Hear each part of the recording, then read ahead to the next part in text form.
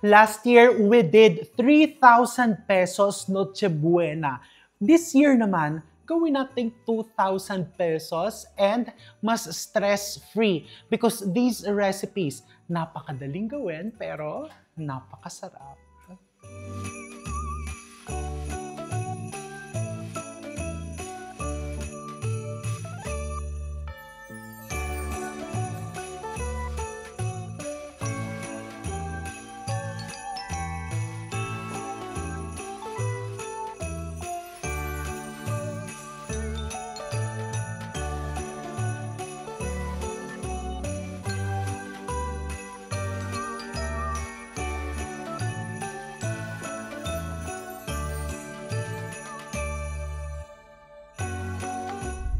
So, simulan natin dito. This is my meatballs steak.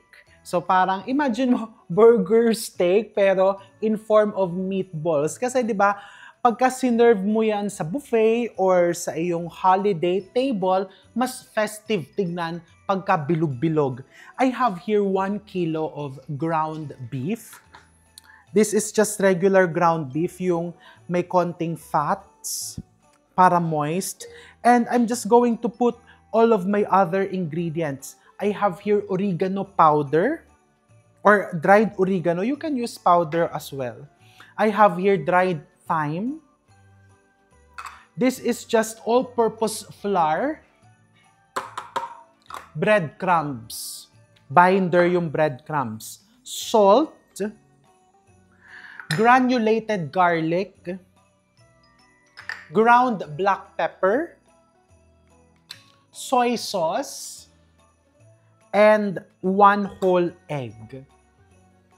Ang maganda dito sa recipe na ito, no, pwede mong i-prepare ahead of time and then just keep it in the fridge or i-freeze mo yung meatballs. So I'm just going to mix this until very smooth.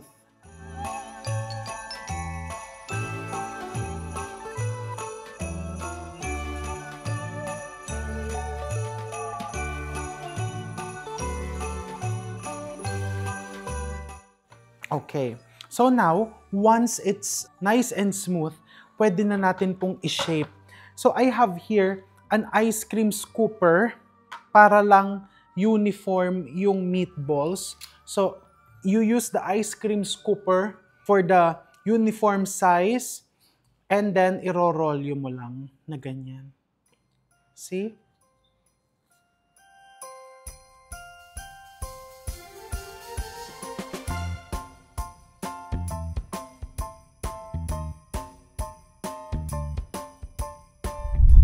Okay. So, ayan. Nabola-bola na natin ang meatballs. Now, it's time to pan fry. Naglagay lang ako ng konting butter dito. And then, some olive oil. Konting olive oil lang din.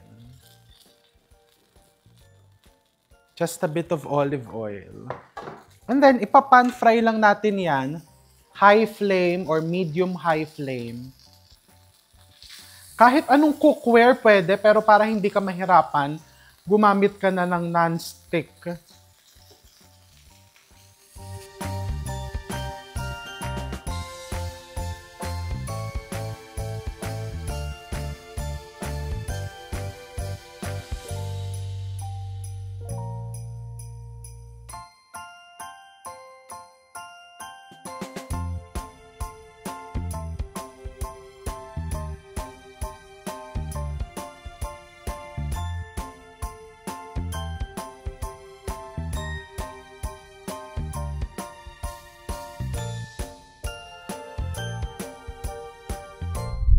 Ayan.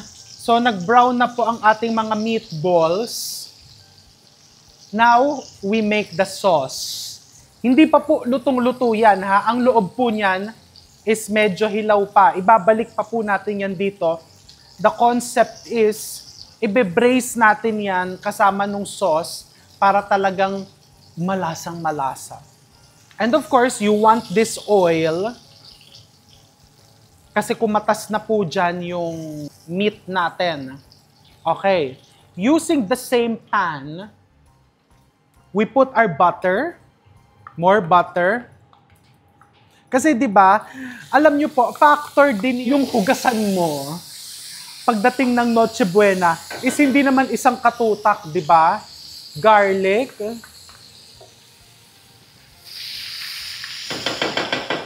flour, all-purpose flour, mushrooms, 1 piece of beef broth cube. You can also use chicken, you can also use pork, pwede ding beef powder ang gamitin mo. Soy sauce, Worcestershire sauce, water, and heavy cream. And then, ibalik mo lang yan dyan. 5 to 8 minutes. Okay na yan. Pero mamaya, magpiprito pa po tayo ng potatoes and carrots para mas bongga. Ayan. So, you just want to simmer this 5 to 8 minutes. Lalapot yung sauce natin. And then, ready na yan. Pwede mo nang iulam yan sa kanin or with potatoes and carrots. Mamaya pa natin ire-ready yun kasi meron pa tayong 2 pang recipes na gagawin. Pero ito kasi, nung dinevelop ko po, habang nabababad siya dyan sa kanyang gravy, mas sumasarap. Okay, so para i-partner din sa ating Noche Buena, I'm going to make red rice since it's holiday. No? So, I have here, nandito na po sa rice cooker ko, meron na po tayo ditong 3 cups of rice, 4 cups of water, and into this, maglalagay lang ako ng mga 2 tablespoons of tomato paste. Hanggang pumula lang yung ating tubig. Pero syempre, kailangan yung tomatoes mo, yung tomato paste mo, mag-dissolve din. And then into this, I'm just going to put 1 tablespoon of beef powder for flavor. And 2 tablespoons of olive oil.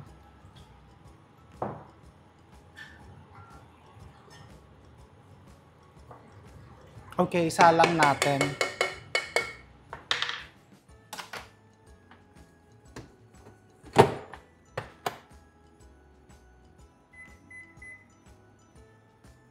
This is ready. I'm going to turn off the heat and then gawin na natin yung next recipe. And pagka-Christmas season, di ba? It's season to make lasagna. Kasi ang lasagna ay medyo matrabaho, di ba? Kailangan mong i-layer, magpakulo ng noodles, gumawa ng Mornay sauce or the white cheese sauce. But this recipe, nung dinevelop ko nako, you need just 1 pot.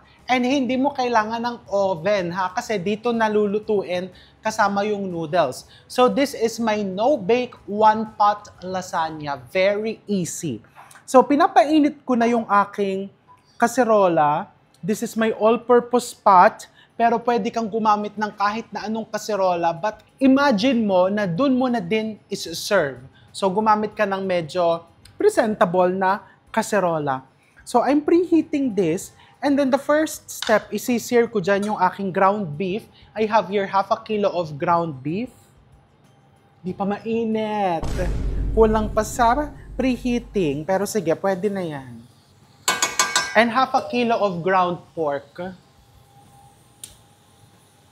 Okay, wag muna natin silang galawin dyan. Hayaan natin mag-sear. Habang sinisir natin yung ating mga giniling, pasintabi po sa mga Italiano, I'm so sorry in advance. Puputulin ko po ito.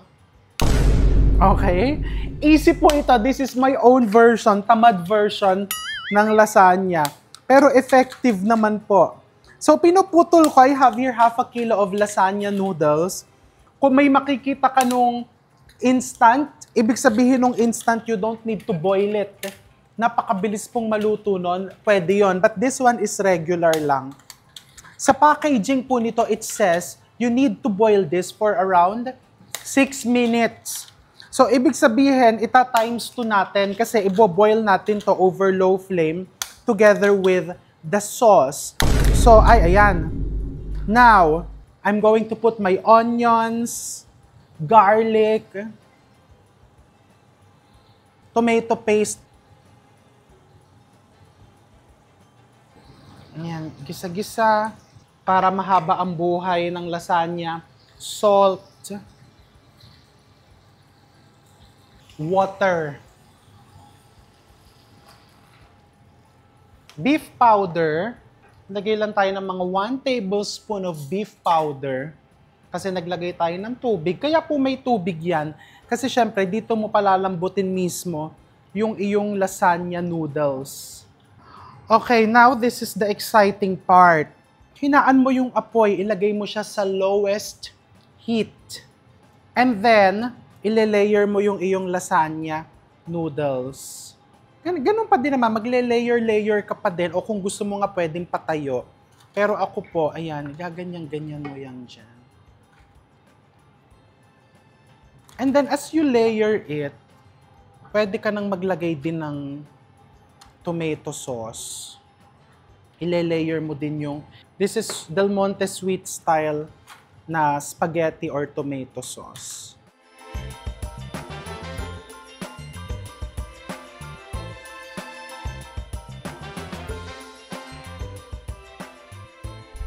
Tomato sauce, sweet style.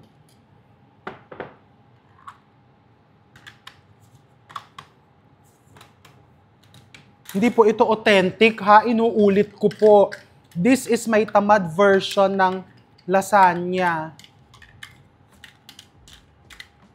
Ayan. Babantuan ko po ng konting tubig to. Ayan, perfect. Now, the next step, tatakpan ko po ito and tatimeran ko. So, kung 6 times 2, that's 12 minutes. Timeran ko ng 6 minutes. After 6 minutes, hahaluin ko lang po siya ng mabilis. Pero, it's important that you cover, you put the lid on.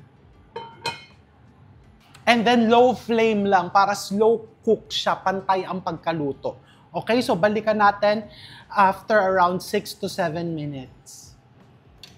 Okay, so naka 6 minutes, babaliktad ko lang na ganyan. Ganun lang, very, very basic. Para lang pantay yung pagkakaluto. Tapos, mga 6 to 10 minutes pa ulit. Basta low flame lang po, ha? Low flame lang.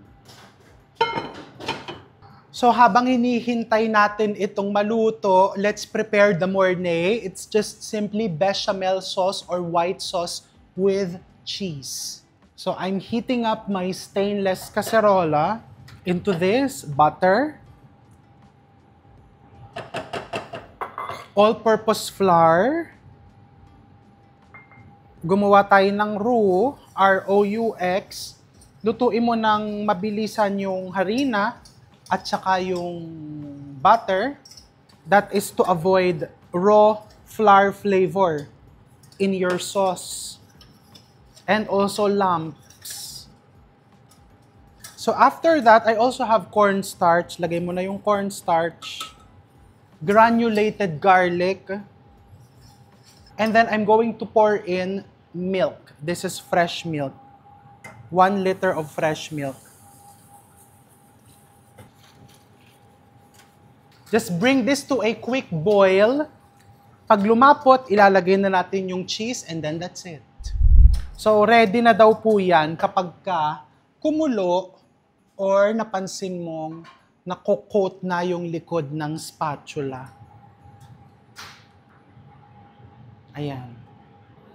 So, I'm going to turn off the heat pagka kumulo na siya.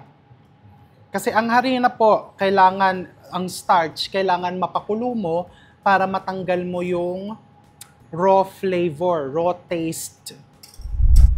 I'm going to season it with salt and pepper, a little bit of salt, and a little bit of ground black pepper.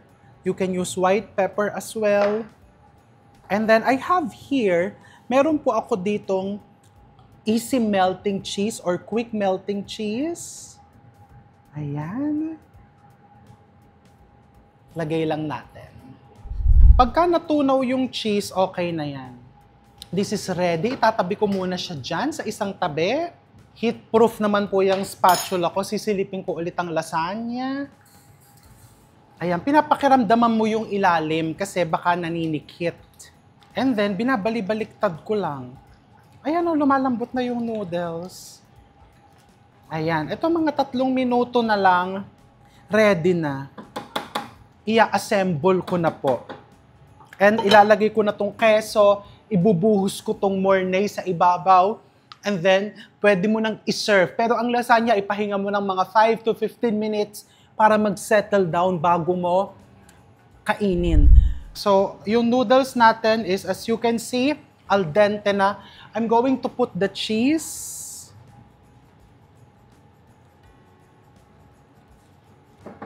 I'm going to give it a quick fold.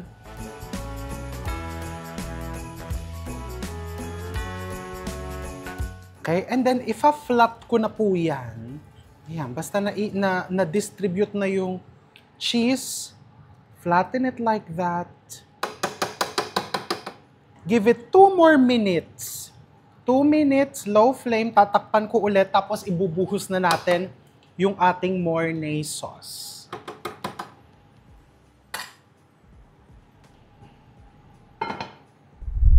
Okay, buhos na natin. Ako, mainit.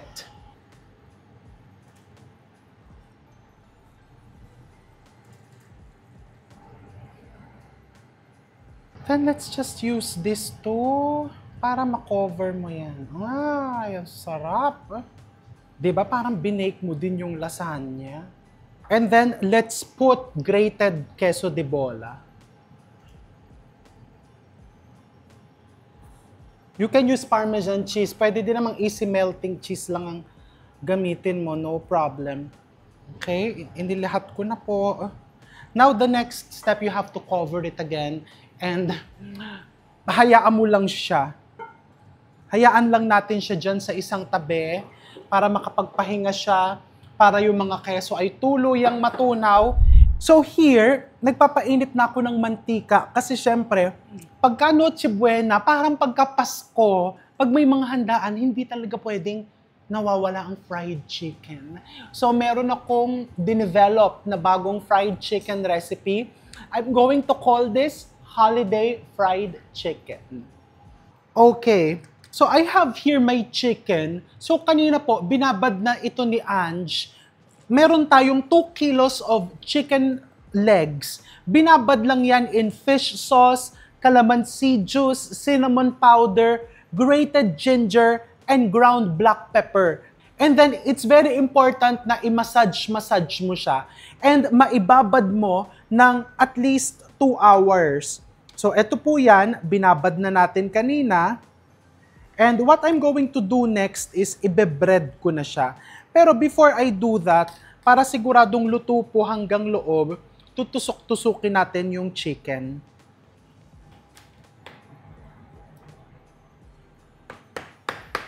Okay, that's it. And then let's prepare my breading mix. So this is my breading mix. I have here all-purpose flour. This is just black pepper, garlic granules, granulated garlic, and chicken powder. You can also use beef powder if you want. I-mix mo lang na ganyan. And pinapainit na natin yung mantika natin dito. Gagawa tayo ng lubugan yan para mas dumikit yung manok. Your marinade, lagyan mo ng egg whites. For sure, marami kang egg whites dahil magluluto ka ng leche flan, di ba? Pagkatapos, lagyan mo din po ng konting breading mix. Konti lang, so just until lumapot po ito ng konti. Ayan, ganyan lang. It doesn't have to be perfect. And then, yung manok mo, ilubog mo dyan.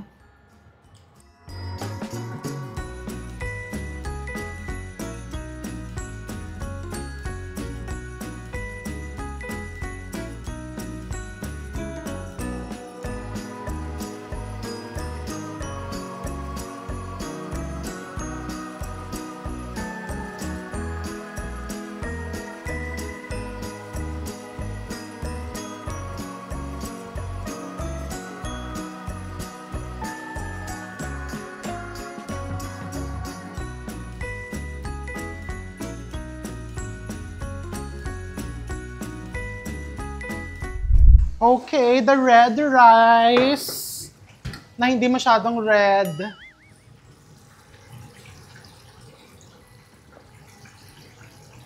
Ganyan lang. Eh kasi pag naman sobrang pulang-pula, di ba, parang food color na. Parsley. Para pag may mga naghanap ng kanin, si Dayan naghahanap ng kanin yon pag Noche Buena. Okay. Now, ibabalik ko po sa rice cooker para hindi lumamig. Ha? Ayan ang not so red rice, di ba? But as long as your heart is red, pure and kind, that should be more than enough. Okay. Pagkatapos, using the same oil, because this oil is extremely delicious, dito ko ipiprito yung carrots and meron ako ditong fries, potato wedges, na ipapartner natin dun sa ating meatball steak. Let's deep fry the carrots. The oil has to be very hot. Excuse me po sa mga vegetarian, ha? Pwede po kayong gumamit ng bukod na mantika. Ako naman po kasi gusto ko yung lasa ng chicken. Yung mantika ng fried chicken, nako, ang sarap, di ba?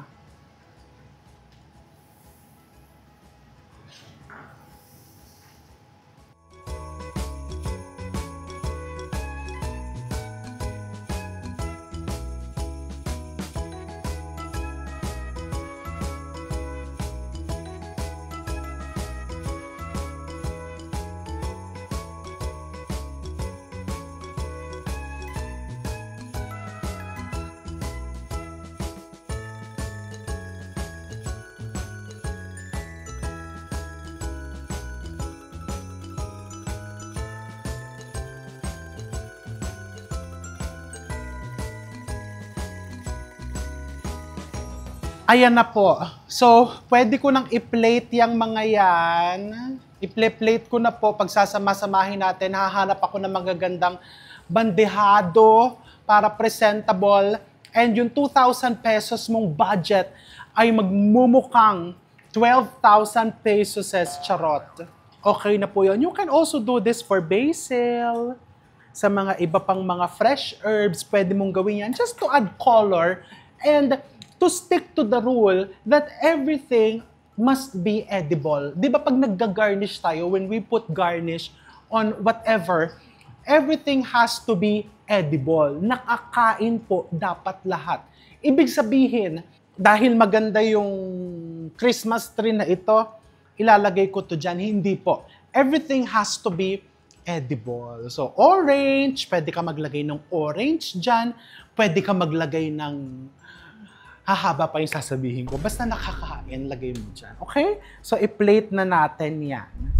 So, all of these, lahat po yan, 2,000 pesos. Pero syempre, katulad nung mantika, yung mga asin, sa pantry namin kinuha. Pero imagine, ayan po yan ha, this is the actual. Itong nasa bandehado na to, yung nandito, yung lasagna, yung chicken, yan po yung actual. So, I'll get lasagna first. Kumuha tayo ng lasagna. Ay, wow. Ito, kanina pa po ito dito kasi ito yung pangalawa nating ginawa, di ba? Oh, just look at that. And yan yung sinasabi ko sa inyo. Oh, yung may maski pa paano may layering pa din, oh. Tapos the chicken, hindi nakainitan yung chicken, pero just to show you the inside. Diba? It's very juicy. Yung chicken ang uunahin kong tikman. Talagang pag matagal mong binabad,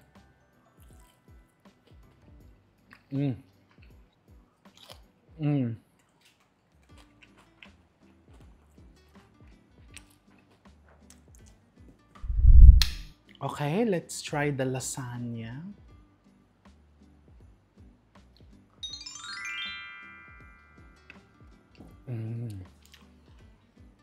Alam niyo po, hindi ko masabing hindi siya binake. Yeah. Mas masarap pa po ito kaysa dun sa binebake kong lasagna version ko. This one. Teka, tinawag ako ng fries. So ito, normally kakainin mo lang siyang ayan, pero masarap din to, may red rice. O tapos ito yung gravy.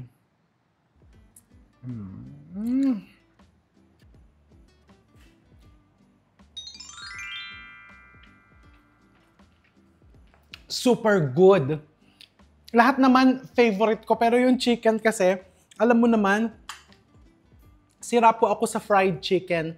So what are you waiting for? Gumawa ka na. So at least, bukod dun sa mga usual na pine-prepare natin for Noche Buena, may idea ka na ng ibang mga recipes, pero abot kaya pa rin, and higit sa lahat, hindi stressful gawin. So gawa na. Happy holidays and I'll see you soon.